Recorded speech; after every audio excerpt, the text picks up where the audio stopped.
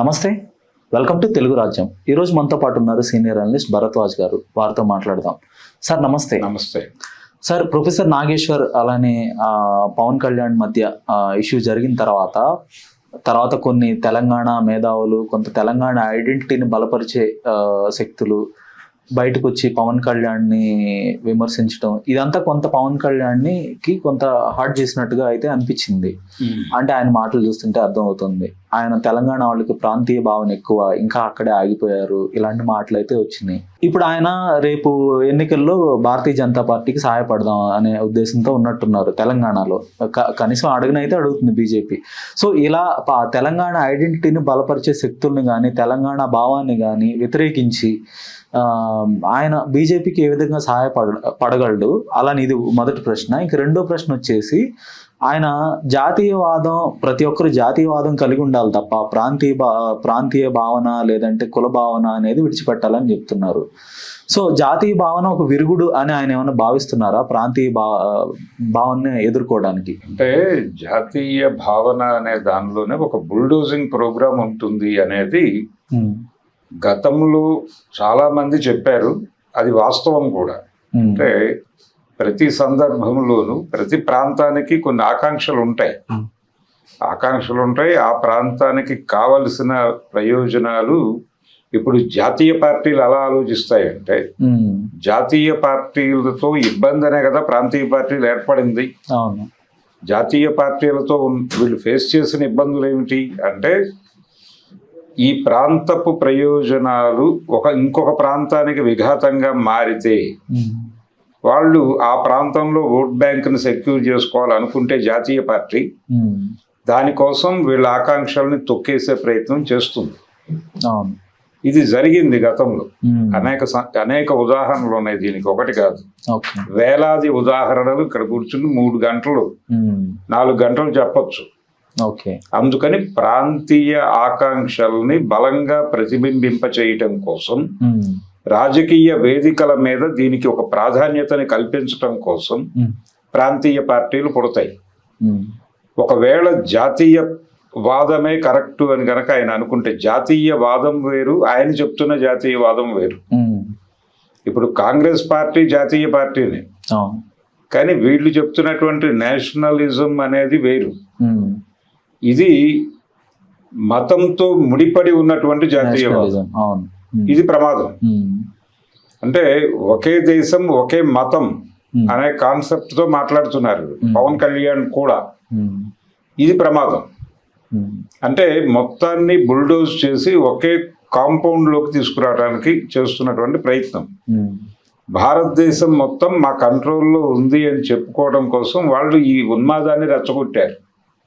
Bharatiya Janata party ఈ ఉన్మాదం రెచ్చగొట్టడం వెనకాల వాళ్ళకు ఒక స్కీమ్ ఉంది. దేశం మొత్తం మా కంట్రోల్లో ఉంది అని వాళ్ళు కార్పొరేట్లకు చెప్పుకోవాలి, మల్టీనేషనల్స్ చెప్పుకోవాలి అంతర్జాతీయ స్థాయిలో.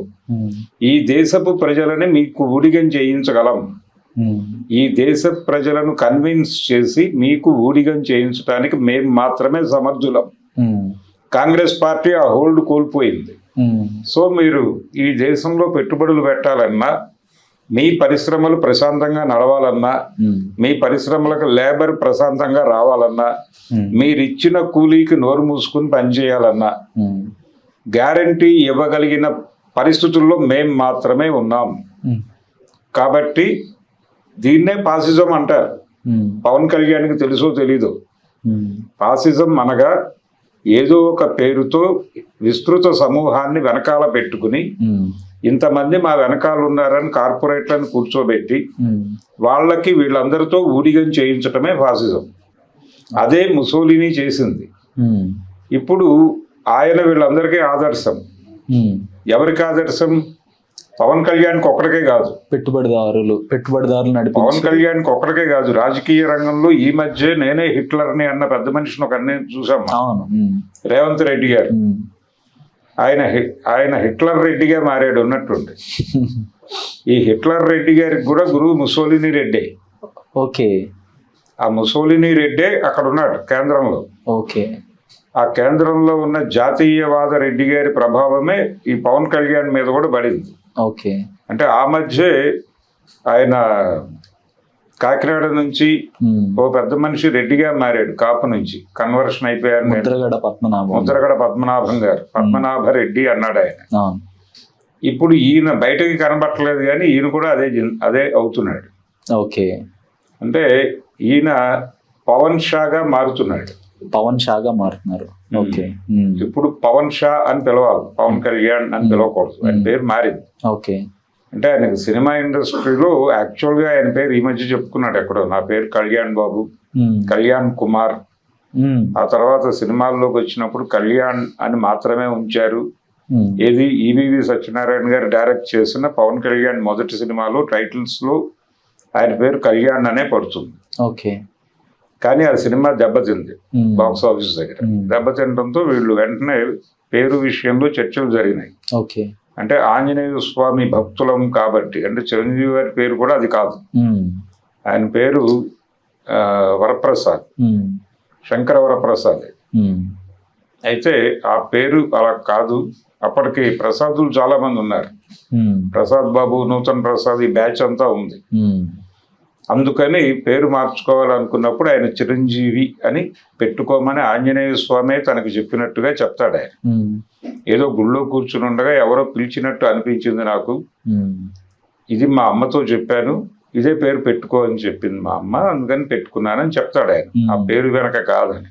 ఓకే, కాబట్టి అలా ఇతని పేరులో కూడా ఎక్కడో ఆంజనేయ స్వామిని ధ్వనింపజేయాలి, అప్పుడు విజయం వస్తుంది అని ఒక సిద్ధాంతం చేసి పవన్ అనేది జాయిన్ చేశారు. పవన్ కుమారుడు కదా ఆయన, వాయునందనుడి కుమారుడు కాబట్టి అలా పవన్ కళ్యాణ్ గా మార్చి గోకులంలో సీత సినిమా రిలీజ్ చేస్తే అది ఆడింది. అక్కడి నుంచి అది బిలీఫ్ గా మారి, సెంటిమెంట్ గా మారి పవన్ కళ్యాణ్ గా కొనసాగాడు. ఇప్పుడు ఆయన పవన్ కళ్యాణ్ షా అని పెట్టుకున్న అభ్యంతరం లేదు. ఓకే, ఇప్పుడు ఆయన టోటల్ గా ఒక రకంగా చెప్పాలంటే బనియాగా మారాడు. ఓకే, కాపు నుంచి బనియా వైపు ప్రయాణించినటువంటి పవన్ షాని చూస్తున్నాం మనం ఇప్పుడు స్పష్టంగా. ఆయన జాతీయవాదం అంటే ఇందిరాగాంధీ గారు ఒక జాతీయవాదాన్ని ప్రతిపాదించారు. ఓకే, ఆవిడ జాతీయవాదానికి ఇప్పుడు పవన్ షా చెప్తున్నటువంటి జాతీయవాదానికి మధ్యలో అమిత్ షా గారు ప్రవచించిన జాతీయవాదానికి చాలా తేడా ఉంది. ఓకే, నేను విన్నది ఇంక్లూజివ్ నేషనలిజం, ఎక్స్క్లూజివ్ నేషనలిజం అని విన్నాను సార్. రెండు డిఫరెన్సెస్ ఉంటాయి. ఇంక్లూజివ్ నేషనలిజం అంటేనేమో అన్ని జాతులు, అన్ని కులాలు, అన్ని మతాలు అందరూ ఒక జాతీయ భావాన్ని పెంచుకోవటం, ఒక అభివృద్ధి ప్రధానంగా మానవీయ కోణంలో అంటే జాతీయవాదాన్ని అందరూ కలిసి ఒక అభివృద్ధి కోసం పోరాటం చేయటం.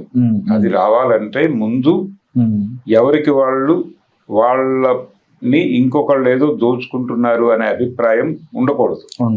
ముందు ఈ సమూహాల మధ్య, ఈ భిన్న జాతుల మధ్య, ఎందుకు భారతదేశంలో ఈ సమస్య వస్తుంది అంటే వీళ్ళు చెప్తున్నటువంటి భారతదేశం అనే కాన్సెప్టే లేదు అసలు. ఇది ఎమర్జ్ అయింది. అవును, ఏ ప్రాంతానికి ఆ ప్రాంతం, ఏ భాషకు ఆ భాష విడివిడిగా బతికినాయి ఇక్కడ. ఆ బతికిన తాలూకా జ్ఞాపకాలు ఇప్పటికీ రేగుతూ ఉంటాయి. అది రేగకుండా ఇప్పుడు ఆయన మాట్లాడాడు కదా, పవన్ షా ఏమంటాడు, తెలంగాణ వాళ్ళలో ప్రాంతీయ అభిమానం ఎక్కువ అని క్లెయిమ్ చేస్తున్నాడు. పైగా ఆయన అంటున్నాడు ఈ ప్రాంతీయత అనేది ఉగ్రవాదంగా మారటానికి బీజరూపం అంటున్నాడు. ఉగ్రవాదానికి బీజరూపం ప్రాంతీయత అని ఒక సిద్ధాంతం చేశాడు మొన్నే. దాని మీద సీరియస్ అటాక్ జరగాల్సింది కానీ జరపలేదు ఎవరు. అవును, చాలా తీవ్రమైన ఆరోపణ, వ్యాఖ్య అది. అవును, ఆయన ప్రాంతీయ పార్టీ రద్దు చేయాలి కదా ఇమ్మీడియట్ గా. రద్దు చేసి నువ్వు జాతీయ పార్టీగా మారు, లేకపోతే జాతీయ పార్టీలో కలు. అవును, ఎందుకు భారతీయ జనతా పార్టీతో కలిసి నడవమన్నప్పుడు రామారావు అభ్యంతరం చెప్పాడు ఆ రోజు. ఎందుకు ఎన్టీ రామారావుని తిడుతూ వాళ్ళు పుస్తకాలు వేశారు భారతీయ జనతా పార్టీ, ఈ రిఫరెన్స్ లోకి ఎందుకు వెళ్ళరు? చరిత్రలో ఉదాహరణలు వందలు ఉన్నాయి కదా. ఇందిరాగాంధీ గారు ఆవిడ జాతి పోరాటాలను ఎందుకు అణిచివేసింది, ఆ టైంలో ఎందుకు జాతి పోరాటాలు వచ్చాయి, అస్సాంలో ఎందుకు పోరాటం చెలరేగింది, సుభాష్ ఘీసింగ్ ఎందుకు గోర్ఖాల్యాండ్ అన్నాడు, నాగాలాండ్ లో ఎందుకు, బోడోల్యాండ్, ఇవన్నీ ఎందుకు వచ్చినాయి? జాతి పోరాటాలు ఎందుకు వచ్చినాయి? జాతి పోరాటాల గురించి స్టాలిన్ ఒక క్లాసిక్ విషయం చెప్పాడు. ఏ దేశంలోనైనా అవసరార్థం కొందరిని కలుపుకుంటే, కొన్ని సమూహాలను కలుపుకుంటే వాళ్ళతో రాసుకోవాల్సిన అగ్రిమెంటులో మొదటి వాక్యం ఇలా ఉండాలి అని చెప్పాడు ఆయన. ఓకే. విడిపోయే హక్కుని రిజర్వ్ చేస్తూ కొన్ని ప్రయోజనాల కోసం మనం కలుస్తున్నాం. ఓకే. మీ ప్రయోజనాలకి విఘాతంగా ఇది మారింది అని మీరు ఎప్పుడు అనుకున్నా ఆ క్షణం విడిపోయే హక్కు మీకుంటుంది. ఓకే. దానికి ఎవరితోనూ మాట్లాడాల్సిన అవసరం లేదు. మీరే ఒక ప్రకటన చేసి విడిపోవచ్చు. ఆయన జాతుల సమస్య మీద రాసిన డాక్యుమెంట్ అవైలబుల్ ఇంటర్నెట్లో. ఓకే. తీసి చూస్తే తెలుస్తుంది. ఓపెనింగ్ వాక్యం అదే ఉంటుంది. రష్యా మాజీ అధ్యక్షుడు స్టాలిన్. స్టాలిన్ చాలా క్లియర్ గా ఆయన సెకండ్ వరల్డ్ వార్ టైంలో ఏషియన్ దేశాలన్నింటినీ యునైటెడ్ సోవియట్ సోషలిస్ట్ రిపబ్లిక్ లో విలీనం చేశారు.